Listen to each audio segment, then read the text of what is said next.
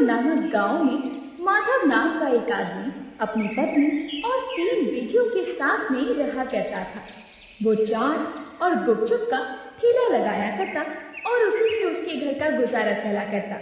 उसकी 3 बेटियों के नाम थे सीमा, निधि और सविता।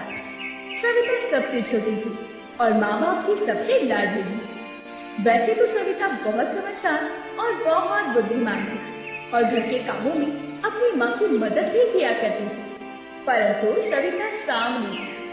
सविता की दोनों बड़ी बहनें उसे हमेशा ही सावली होने का ताना दिया करती थी। ऐसे ही एक दिन सविता की माँ ने अपनी बेटियों के पास आकर कहा, अरे सीमा और निधि, सविता को देखो तो जरा, वो मेरे साथ हमेशा ही घर के कामों में मदद करती है और तुम दोनों हो कि सारा दिन बैठी रहती हो, जरा कुछ काम भी कर लिया करो। माँ, सविता ठीक ही तो करती है। अरे उसे तो आपके साथ बस काम ही करना चाहिए और वो धूप में जाकर काली तो हो ही नहीं सकती, क्योंकि वो तो पहले से ही काली है। हाँ माँ, सीमा दीदी ठीक ही कहती है।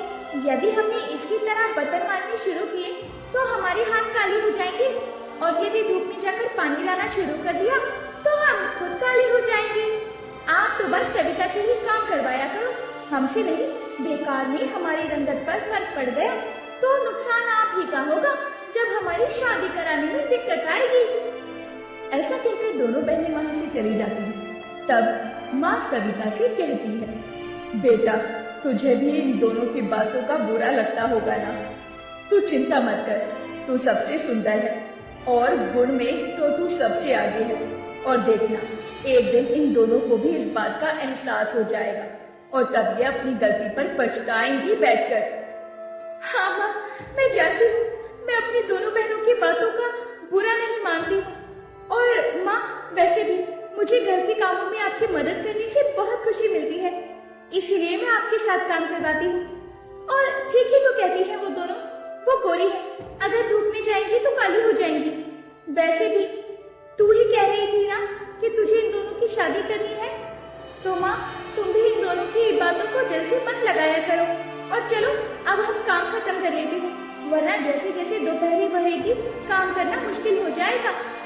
और इस तरह सविता कभी भी अपनी दोनों बहनों की बातों पर ध्यान नहीं देती थी और हमेशा अपनी माँ के साथ कामों में लगी रहती। ऐसे ही सब कुछ ठीक चल रहा था, परंतु एक दिन माधव अपना ठेला बंद करके वापस घर आ रहा था। तभी रास्ते में उसका एक ट्रक से एक्सीडेंट हो जाता है और मौके पर उसकी मौत हो जाती है। माधव की मौत की खबर सुनकर उसकी पत्नी के सर पर दुखों का आसमान टूट पड़ता है। नहीं नहीं, आप हमें छोड़कर नहीं जा सकते, मेरे साथ साथ 3 बेटियों की जिम्मेदारी भी आप पर है। नहीं, आप ऐसे कैसे जा सकते हैं? मेरी नहीं तो अपनी 3 बेटियों के बारे में तो सोचते। माँ, पिताजी जा चुके हैं और जाने वाले कभी वापस नहीं आते, लेकिन हम तीनों है ना माँ, तुझे संभालने के लिए, तो चिंता मत कर माँ। वो सभी मिलकर अपने पिता का अंतिम संस्कार करते हैं।